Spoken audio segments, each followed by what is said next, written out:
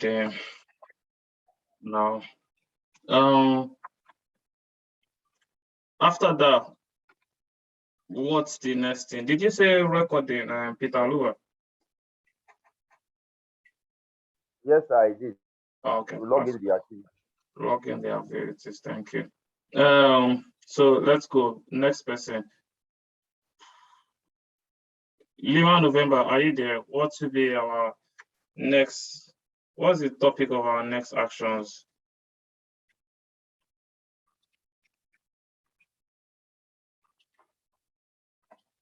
Matthew. Hello, Okay. good evening, sir. Yeah, good evening, Peter. Hello, good evening, sir. Yeah, good evening, good evening, good evening. So what will be our next line of action? After the initial actions, Yeah. the next line of action will be switching on deck light, displaying the appropriate navigational light, which is not under command. Yeah. Then, that is under further actions. Okay. So that's still under the further initial. Further actions. Yeah. So after the initial and further initial actions, what's the next kind of actions that should come? That would be assessment. Thank and you. Investigation. Thank you. That's good. I really like it. As everybody's coming up, that's good. So what are we assessing now?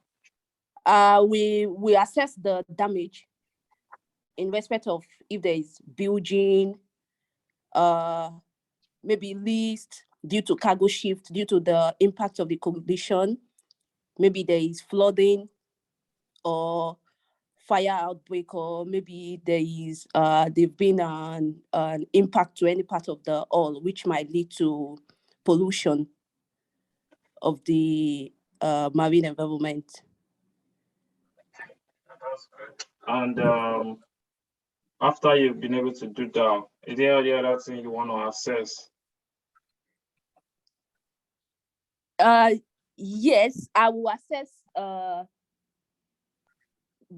will check my charts to check the depth of water around me, and sounding of tank spaces.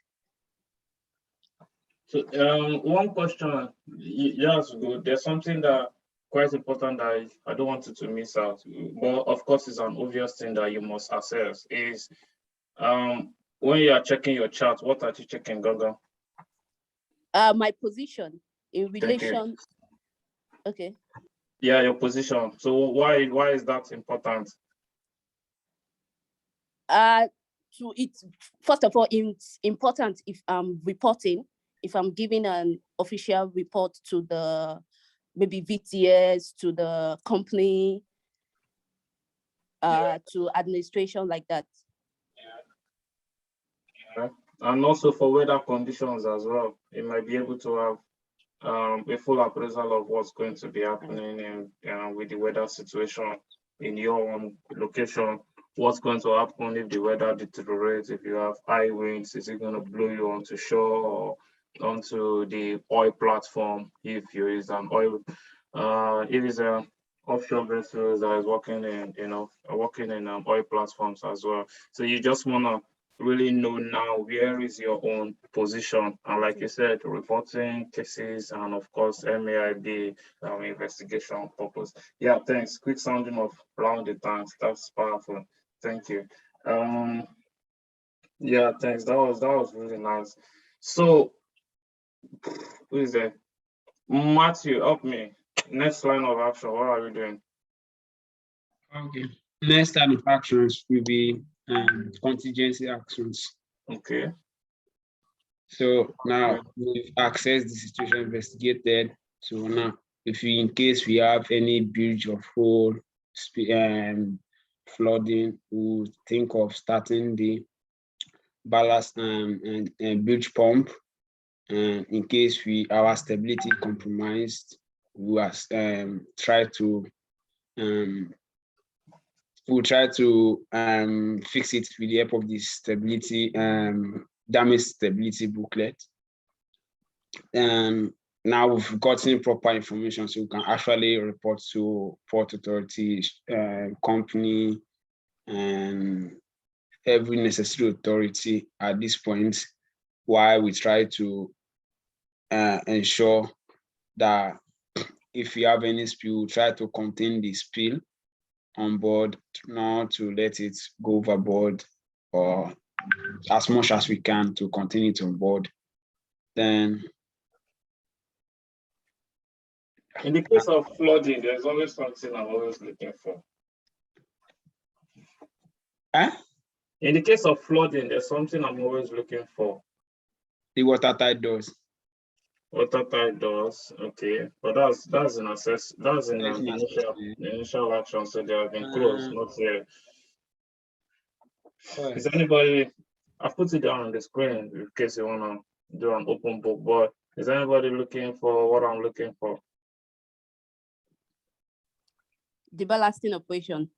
The balancing. About the balancing operation, how do you go about? Where will you know how to go about it when you use our The damage stability booklet. damage stability booklet? Thank you.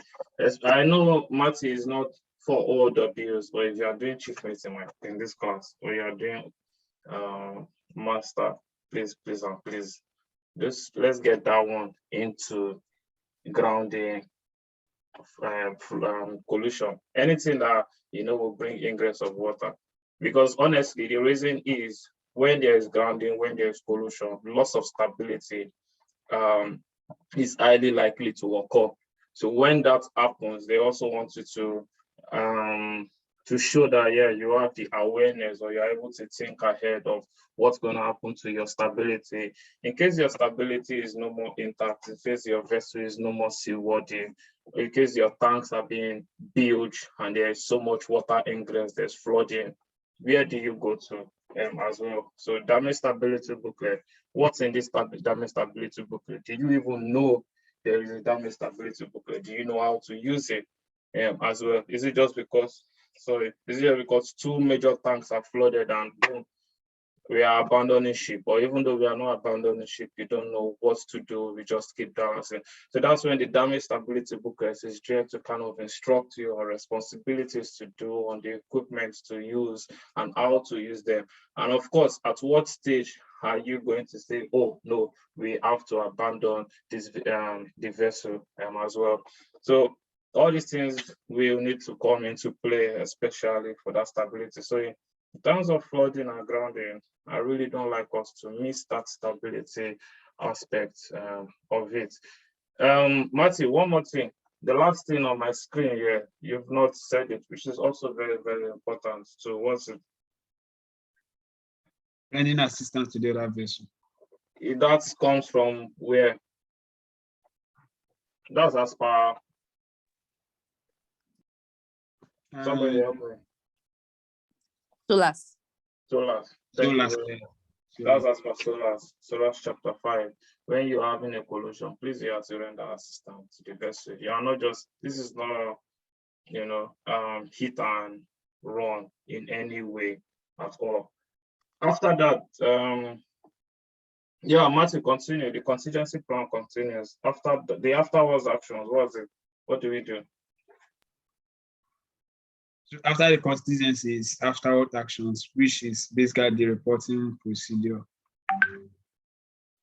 Reporting procedure, is another different action, right? Another different set of action. No, it's not part of the contingencies here. It's not part of the so after the contingency, is it that everything is fine?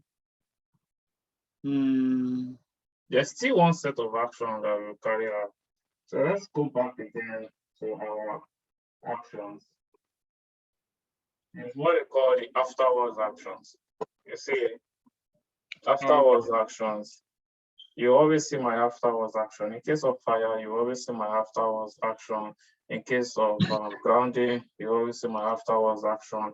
Afterwards action is what's the follow-up of the contingency after you've done. It's not like you just did it and everything goes back to normal. It doesn't work like that. In case of collusion, which we are talking about now, there is afterwards actions. So please, please, and please look at the afterwards action from the screen now. Are you able to remember this? We talked about this last week. Yeah. So what are the afterwards actions now?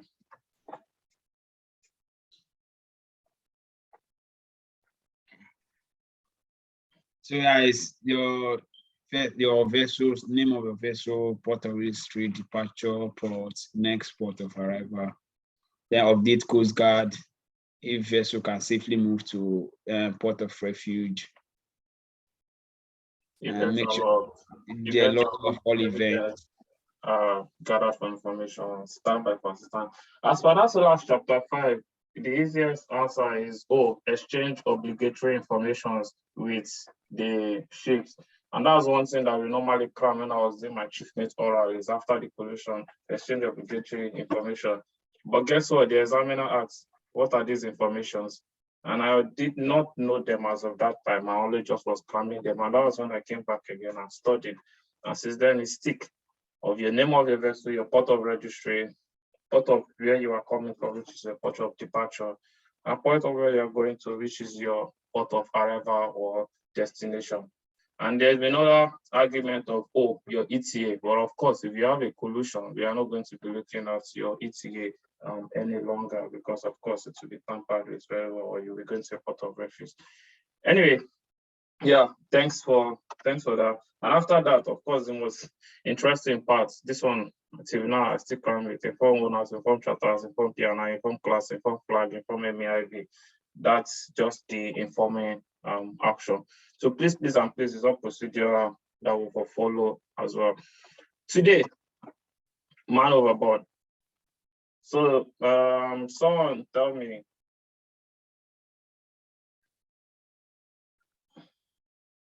man overboard, what's the first thing we are looking at? Anyone? So man overboard, if the side is known, the port or starboard side. So man overboard. Yeah, so sorry, you have a man overboard. Using the same methodology that we'll be using for answering emergencies. What are they? Just tell me what will be your first set of actions. What's the name of the immediate and initial actions? Immediate and initial action, which is what? So man overboard decides to release the man overboard board buoy.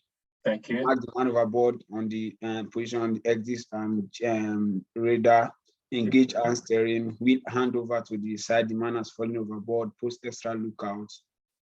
Call the master. Sound the general alarm. Host UC signal. Host sound man overboard signal. Probably hoist the man overboard flag. The examiner laughed at me today when I said hoist the flag. He was like, that is not feasible. You have so many important things to do. That is not really something anybody will care about. Anyways, but yeah, hoist the flag. Then with the help of the bridge checklist from the bridge procedure guide part B, section B, the man overboard checklist. So with the help of the checklist, you send this you send out distress or distress message, or what is the other one? Urgency message to chiefs in the vicinity, and ensure someone always keep an eye on the man all the time, like extra lookouts. Yeah, basically it. Then keep record of all that is happening. Record of all that is happening. That's very, very important. Thank you very, very much. Yeah, that's basically it from my side as well. It's just like you really studied. So there's immediate action. It's immediately you gotta let go. So some people say, man overboard. I'll call the master. I'm sorry, and I'll wait for the master to come up and ensure that. I'm sorry, but if someone is actually in the water and he needs immediate action. Of course, when there is man overboard, you in the line of all the duties that you'll be doing, you will get the medical team ready, but that's not the first thing that you need to do. You need to think of what's the immediate stuff to do, and that's where this whole stuff's, come in. And it's the same thing as the flag. Yes, it's very good. Not all things are lawful, not all things are expedient at this point. It's lawful for you to post a man overboard flag, but at that point, like the examiner was telling you, it's not something that you should start thinking of. I want to host a flag. There are so many things that we need to do. Life is going, excuse me, in the water. Immediate action, Lego of any release buoy that you see, and then the MOV marker, like you said, on your GPS, on your exits or anywhere. But let go of your life buoy towards the direction. And as you're doing that, raise the alarm. Then you sound the man overboard alarm too, and you muster the school for rescue. Of course, the man overboard alarm will muster the queue for the rescue. Then make sure the master is on the bridge. If it's not on the bridge, as you call the master down to the bridge. But you can see that there are two quick things that you've been able to quickly do. This is just like you said, Matthew, let go that stuff. Then the MOP marker, raise the alarm. Then I'll ensure that the master is in the bridge. If it's not in the bridge, I'll call him up to the bridge as well. Then now you have to display your NUC light because you are not on that command. But if it's the day shape, you ask someone, please display the day shape as well. Initial position fix on the GPS or on the ECDIS, very important.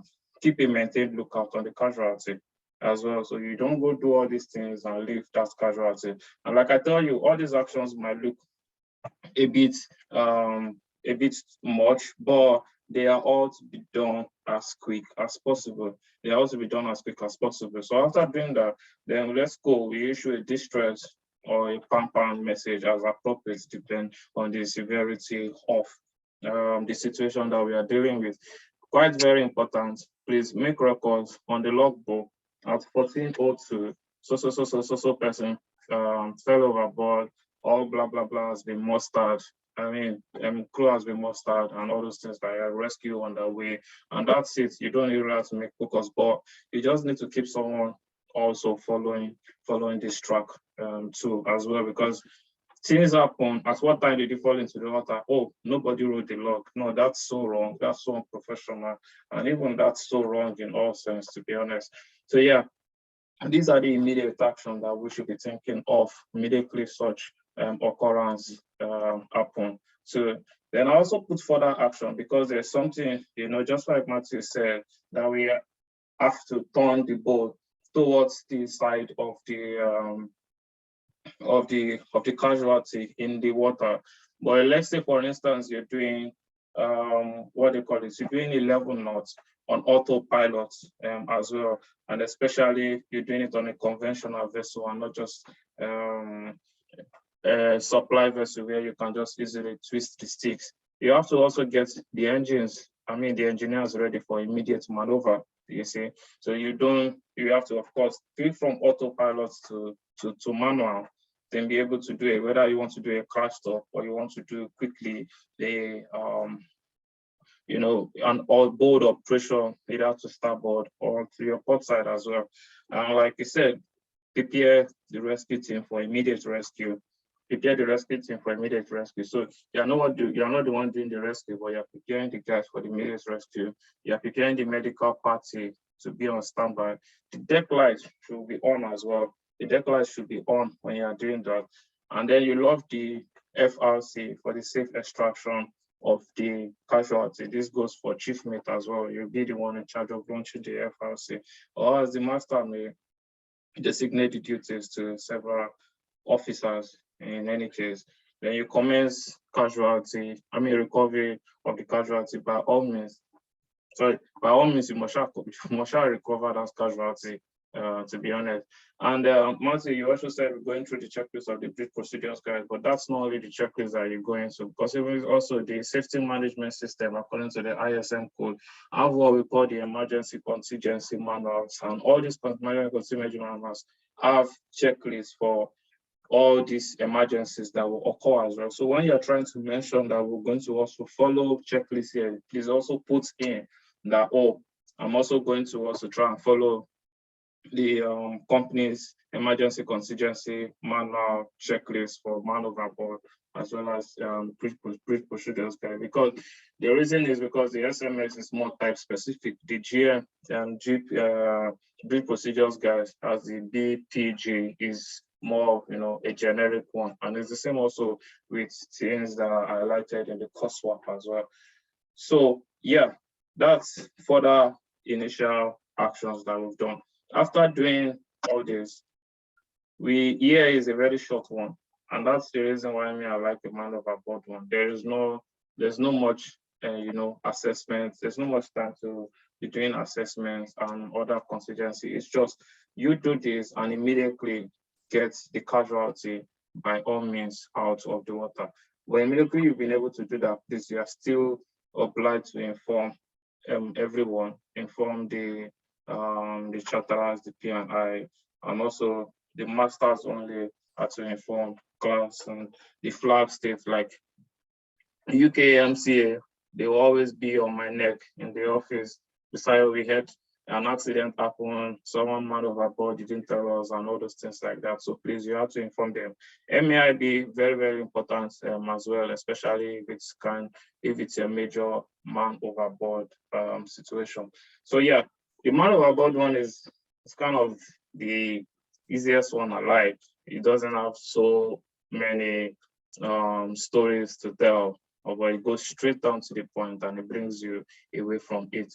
So once you have a Manoverboard situation, just please be very, very careful about going to do other things, whereas there's a casualty in the water. As short as the answer is, honestly, if you can get this answer and take it down to him, he has no reason to really doubt your competency in the times of emergency, but you just have to really be able to arrange your answers in a nice, constructive way as well. Now,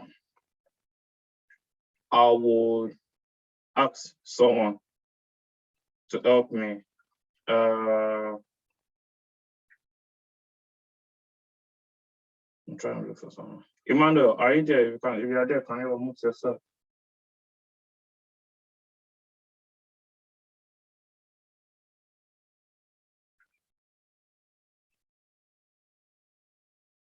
Emmanuel. Hello, sir. Good evening, sir. I'm Yeah, here, good. sir. Good evening. Huh? I'm just joining for the first time, sir. Oh, you are just joining for the first time. You are welcome. But you heard my sermon preaching on Manoverboard. Yeah, just when I came in, I heard you talking about the UK charters will be on your neck, or the survey, or that's the only thing. Okay, I just came up quite. Just keep listening. I will just call someone, but you will be able so that you'll be able to grab it. Okay, sir. As well. MacBook. Sorry. MacBook, can you help me here? I fell overboard. What would be your actions?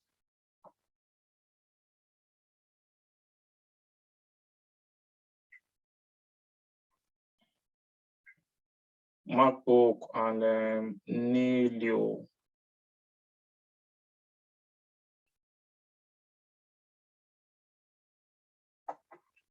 Oh, hold on a sec. Matthew, you are the expert here now. Yes, Nelio. Oh, okay. Let's go. Let's continue. Did I pronounce it correctly? Sorry, Nelio. Oh, Nelio. Yes, sir. Good evening, sir. Good evening. Oh yeah, Nelio Busayo. Yeah, me. I fell into the water. So it's Manoverboard situation. Let's go from what we've heard now. What would be your initial action, or what actions will you take, please? Initial action will include throwing the life buoy closest to me, then raise the general alarm, and I post extra lookouts. Then I put the not under command light. I call the master if he's not on the bridge. I log in my actions. I'll have to change the steering from auto to manual. That is after putting the engines on standby. Yes, then I have to engage the board alteration to port or starboard, depending on where the incident happened. I think these are the immediate actions I'm going to take. Yeah, that's aside for the MOB, there's really like no segregation of immediate this and that. So let's continue down to all your actions that you carry. But it's worth noting that I think there is a very important, crucial and critical action that I think is missed. Is it something that you wanna check back again on your action? There's something I'm looking for, I didn't find. So let's go over your actions again. I said I will immediately throw the life buoy. Yeah, life buoy down. Okay, yes, the GPS, the manual, the marker on the GPS. I put I fix my position. Okay, So life buoy position. Yes, I think I missed the fixing of position.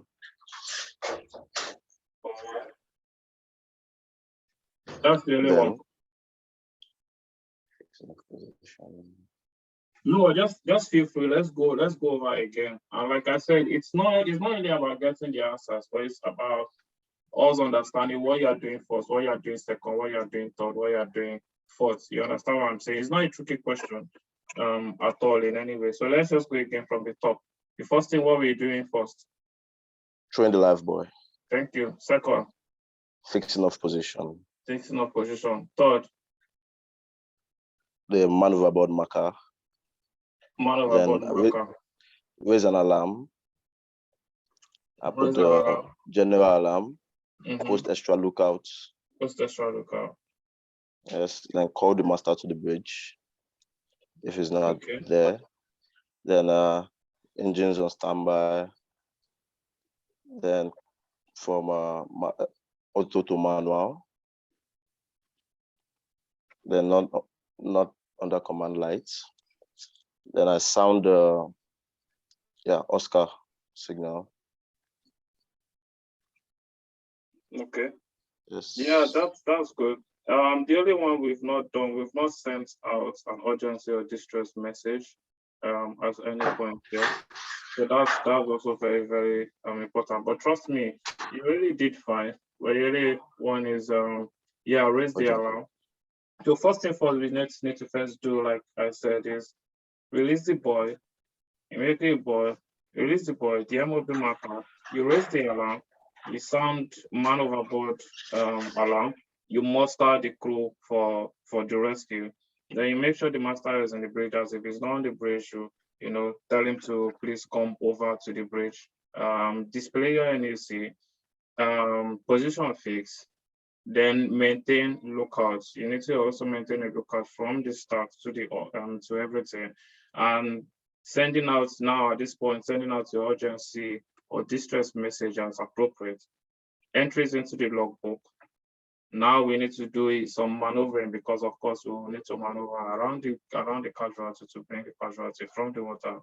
Prepare rescue team, prepare medical team, deck lights on. And last but not the least is we need to launch our FRC. So we need to launch the FRC to rescue whoever is in the water. And also you can just put, but it's not compulsory, but if you see from my last one is commence recovery of the casualty by all means. It might be, you might using the FRC, you might even ask other vessels around the vicinity for help. Is not compulsory, because sometimes some weather conditions that might not even be conducive for you to be able to launch the FRC too as well. Did you get that? Yes, sir.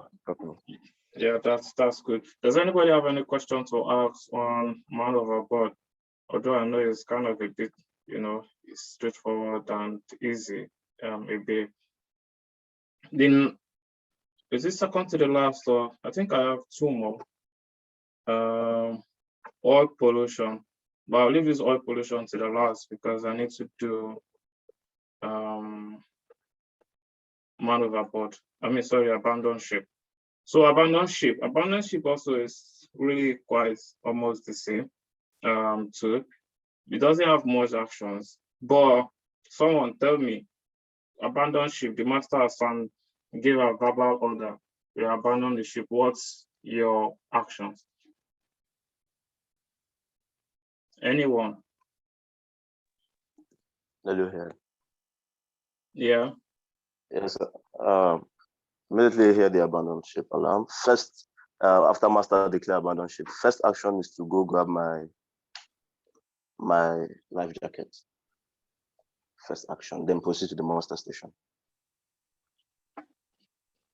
Okay. But now you are an officer proceeding to the master station. What's it? What you want to do? Or you're coming down to the bridge?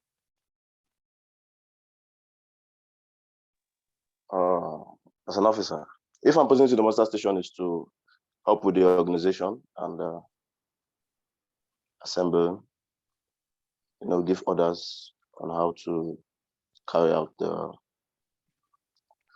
abandonment. To be honest, this question is mostly for chief mates and masters as well. It's mostly for chief mate and masters, but in the middle of this, the officers, I mean, I've seen some oral reports where the examiners are asking the OOWs what will be your duties in the event that your master has given an abandoned ship as well. So I'm gonna talk about it, but I'll also just like, yeah, I think I have a master in the house. Marty, you want to say something? Okay, let me try. Yeah. So I'll start from, I think, sound the general alarm. So when you hear the general alarm, muster all crew and passengers and check for injured or missing personnel and ensure all crew are with their life jacket and immersion suits. Then on the bridge, send the distress alerts, close all watertight doors, then inform owners, then on deck, prepare the lifeboats and get it ready for use. Then immediately we hear the abandon ship, the verbal order from the master, we prepare the lifeboats ready and ensure everyone is putting on their life jacket and board the lifeboats accordingly. Bring it down to embarkation deck and everyone should board the lifeboat accordingly on hearing the verbal order from the master. So the officers, my duties could basically be coordinating the boarding procedure. That's good. That's brilliant. I will have saw that you were reading my notes until I think you left a very vital part of it, which is very, very important. I'll still tell you, but I'll just allow. There's a master in the house. Lima November. Yeah, help me here. You have given the abandoned ship order. Let's go. Proceeding to the muster station, I believe some of the officers will be assigned with the duties of going with the search and rescue transporter, as in picking it up from the bridge. Then so let's just start from the beginning again. Let's just start from the beginning. There should be so for instance, if check the damage stability booklet, the ship is really damaged beyond repair. The master has just issued an abandoned ship order. What's your plan? Abandoned ship order, that is, there is already an emergency. It's an aftermath of the master gave the order because the vessel it's not being able, like the vessel will definitely sink or it's not safe to be on board anymore.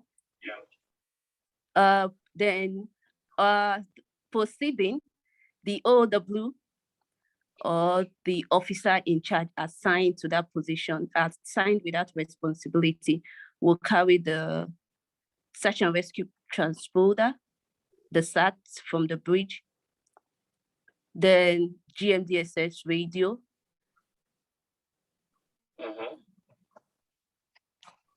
Then another officer that is assigned with coordinating passenger or crew. ensuring they have done their life jackets. A head count to be carried out. That's what I was looking for. Why is that count carried out? To ensure no one is missing. That's exactly what I was looking for. Marty, just please take note. Just keep that in your own. Everyone must be accounted for. So, one of them, please continue.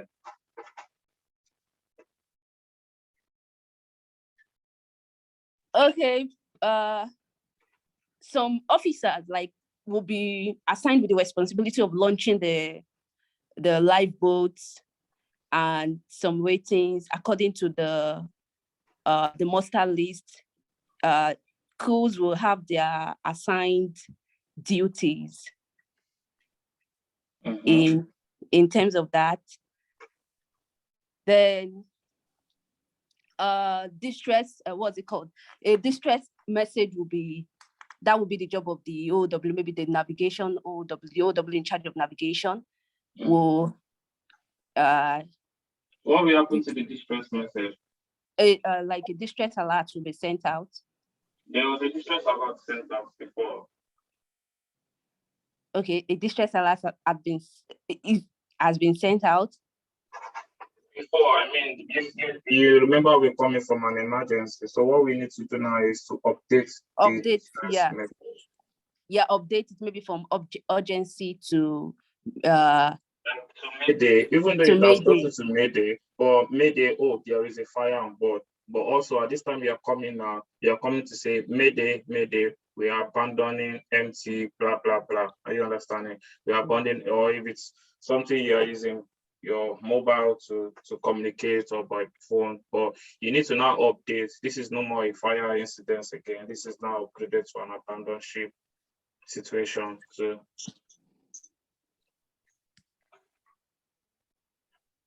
yeah, continue. Is that all? Remember, for every contingency, for every action, there is also further actions, please. There's also further action. So what's your further action? Further action is to ensure no one is missing after the head count, and to assist if there is any injured crew, to assist them into the lifeboats. Okay, so when I mean further action, I mean now the abandoned ship has been completed. What's it now we'll be looking for in the, we don't just abandon the ship and boom, our duty is done. What's going to happen now in the rescue boat? Yeah, well, first of all, we'll mount the search and rescue transponder. Then we'll ensure the lifeboats stay within the vicinity of maybe the sinking ship, or not close, depending on how the ship wants to sink. So, yeah. Okay. You did something that I told Matthew was very important before we started the abandoned ship process. Is it worth doing it again? Yes. Head count to ensure everybody everyone is accounted for. Yes. Yeah. So head count before leaving the ship. So we don't want a situation where I did an head count. I'm not saying him here again. So you need to do an head count after the rescue. Yeah. And after that, issue the first thing, seasickness tab. Seasickness tab. And what's it? If someone wants to come and rescue you, how will they be able to communicate with you? The handheld GMDSS. So if nobody is keeping, is there anybody that you want to keep watch on the GMDSS with you? Thank you. That's how it is. So I'll just summarize it in my own way. Yeah. So first thing first, there's been an emergency alarm that has been sounded. Again, we've all been following it. Then all the crews, passengers, no matter the emergencies, they've been checked for missing and injured personnel. Then we've also send out a distress message. These are stuff that we'll have always checked that, they've already happened prior. the closing of water titles as much as possible. It's button. Try and much and close water titles. It's trying to help in preventing. I mean, out of everything, buy more time, so it prevents rapid sinkage of the vessels as well. Inform the owners, blah blah blah. I'm abandoning the ship, all those stuff like that. Then, if it's the master, give. If it's the chief officer, follow. Chief officer, I don't give abandon ship, please. So if it's the master, give. If it's the chief officer or every other crew on board, follow the verbal, and it's verbal. So if you don't want something, anybody mistakenly presses it. Yeah, so follow the verbal abandon ship order. Where if you are answering as a master in this class, you have to give the verbal order. You're not following from anyone. Okay. Now, what are going to be our actions? Which will be confirm your whole crew are accounted for. So you muster the crew, do an head count, and like Lima November said, all the crew are all kitted up with their life jackets ready to go. Lima November and Matthew stressed on all this as well, which is make sure that their life-saving necessities such as blankets, first aid, torches, and etc. Extra stuff that you can bring with you. Make sure the pyrotechnics, FF, SARS are brought to the lifeboats. This is Lima November's favorite one as well. Logbooks, you've been taking logs for all the emergencies that we've been discussing about, but you need to bring this log out too. VDR, voyage data recorder, some of the tankers, especially the ones that sail with, we always have this voyage data recorders. If you can take it, that's fine as well, but some of them, it's really technical. In the space of 2-3 minutes, I'm not sure you want to start taking a screwdriver and pull it out, but it's worth noting that some VDR is just something you can just easily press. Like the vessels I operate, it's not really like a VDR. What you just need to do is just take the control box, and it takes just 2 seconds and pull it out. Then also every other evidences that you can carry. And what are the evidences? You can carry your charts as well. That's quite very, very important, and any other evidences to confirm, because the investigation will be done. Now, this is where most especially this is job of second officers and chief officers, lower the lifeboat to embarkation level. And that's another question, especially in townships. Captain Jackson, he likes to ask, how will you lower your lifeboats? But like I said, that's another big question, because lowering lifeboats, you don't want to lower your lifeboat in an unsafe manner. You want to make sure that all the safety pins are there. Also, you want to make sure you carry out a quick dynamic risk assessment before carrying it, launching your lifeboat. You want to make sure that you've done your checks as well. So it's not like you launch the lifeboat and then there is sinkage of, the lifeboat starts sinking immediately you put it inside. You want to also make sure that there is enough fuel. That's if you're launching a lifeboat. Yeah, someone is raising up here, and just 1 second. So, and then you want to make sure that you properly rig the painters, because you can just imagine that you're trying to launch your lifeboat, which is your only survival at this point. And have anybody seen lifeboat launching and the lifeboat fell straight into the water? Trust me, you will panic when you want to launch a lifeboat. But you don't want that lifeboat, which is your only survival, this is the only survival instrument, to just go overboard. So please, all these checks must be there, and that is why MC, especially in UK, they kind of emphasize to masters and chief officers. Okay, sometimes in this kind of question, how do you launch the boat as well? Some examiners don't like you launching boats with the crew on board.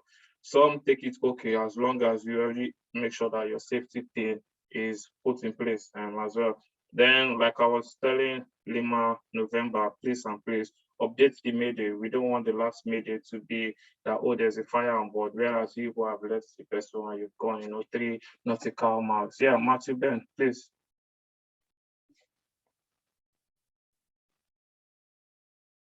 Matthew Ben, you raised your hand. Okay, I will just continue. I can't hear. So yeah, updates. update the Mayday, and also you need to update the company. Like me, DPA, I would really like to know what's going on, what's the latest situation. I don't want to, be in the situation where I am trying to rescue the boat, still sending Coast Guard to the boat, and you guys have abandoned the boat as well. So it's very, very good and very, very important that you update the company too. Now, after abandoning, of course, you don't just abandon and you say, oh, it's done like that. All crew must be accounted for. So there's reason why I keep putting emphasis on this. If you see the first one here on further on your actions is all crew to be accounted for. So when you muster them, 1, 2, 3, 4, 5, 6, you look at the log, who is missing, blah, blah, blah is missing, please find him if it's something that we can rescue him. After we've done that, then everybody starts going, oh, you owe this one, you owe this one. We don't want something like, oh, we forget Mr. So. So when we abandon, please check. Hope we didn't forget anybody on board, or hope nobody fell into the water while we were doing the abandoned ship process. So it is very, very, very important. Please, accountability. You need to account for every crew and every passenger as well. You can add that to the notes. Crew and passenger, not just only crew, please. Then, if you are launching the lifeboat and you're launching the life raft too, that is nice. But just for a way of morale, we don't want the life raft 1, life raft 2 all scattered together. For way of morale, for unity's sake, and also for easier rescue. You don't want something where they rescue one and they're not able to rescue another. So all of them have to come together as well. And then restrain from, drifting much away. Lehman November said that rightly. You don't want to drift much away so that it will not be an unsuccessful rescue mission, and then they have to go through the IAMSA Volume 3 and start looking for a proper search pattern, to look for you. But what they want to try and see is as close as possible, because when the rescue team come, where the rescue team start from is from the vessel itself. So whether they now want to use a parallel search for you or a transverse, is totally up to them, but it's going to have to start from their own side too. So you want to stay close to the place. Sea sickness tablet, very important. Also, you have to issue the sea sickness tablet. So you tell them, sir, I'm going to issue a sea sickness tablet. Immediately you come, immediately you board the person, because you don't want to wait till the crew or passengers are seasick before you now start to issue a sea sickness tablet. And the last but not the least, after your abandon ship, it's not like, hola, we are now safe. No, sir, you are not safe, because you can't stay out there for a long time. And rescue team are looking for you. So someone has to be on watch, someone has to be on the radio watch. And of course, keep praying and await rescue. I won't tell examiner keep praying though, but yeah, I'll keep my radio watch and I will await rescue. I don't know, does anybody you guys really understand it now? Yeah, so that's it for the abandoned ship too. But the major highlights, I really need to say, I really love if you can remember everything, but sometimes you might not just be able to remember everything, but there are some things that you might forget, and it might just be the reason an examiner has an excuse for finding you not worthy of the certificate, which is especially if you are a chief officer or a master and you fail to account for all your crew and passengers. So please, before abandoning, make sure they are accounted for. Especially OOW, when they are abandoning ship, they will ask you, what equipment should you carry? What extra equipment, what equipment do you think that will bring down to abandon the ship? So that's where you're talking of your EPEP, your SAT, your pyrotechnics, your extra blankets, extra medicine if there's extra medicine as well, first aid, that's first aid and touches and all those things too. Another one for chief officers is, so you've come down to launch your lifeboat. How safely can you launch your lifeboat? Then that's when you need to talk about checks that you do on the lifeboat. You don't want to launch a lifeboat and there's no fuel inside. You don't want to launch a lifeboat and you've not been able to cover all the locks. And then we have what they call it, you have the boat sinking. You don't want to launch a lifeboat, and then when you get into the water, you're starting it, and it's not starting, and that's when inside the water you want to start using screwdriver. So you want to test your engine while the lifeboat, is still alongside. You don't want to launch a lifeboat where you have not been able to rig your painter lines properly. So there are so many checks that you need to check. So you need to look into all the checks that you carry out before launching your lifeboat. And also, you don't want to launch a lifeboat when the surface, the water is not safe for you to launch a lifeboat, especially if fire is there. Then you just boom, you launch a lifeboat right on top of the fire. That's bad. It's either the lifeboat is gone, or if you launch the lifeboat with passengers or crew inside, the passengers or crew are gone. And that's why it's really very important, not only for exam sake, but even for for our own sake as well. So please, lifeboats, when you're launching it, be very, very careful and make sure that you tell them that you carry out some checks too as well. Updating of your Mayday is also quite important. I thought I'll be able to rush through the 3 remaining emergencies today, but the last one is the oil pollution. So what we're going to do is half class will be on oil pollution, 30 minutes on oil pollution, and the remaining 30 minutes will be orals on emergencies next week as well. So I'm going to stop here, and I want to say thank you to everyone that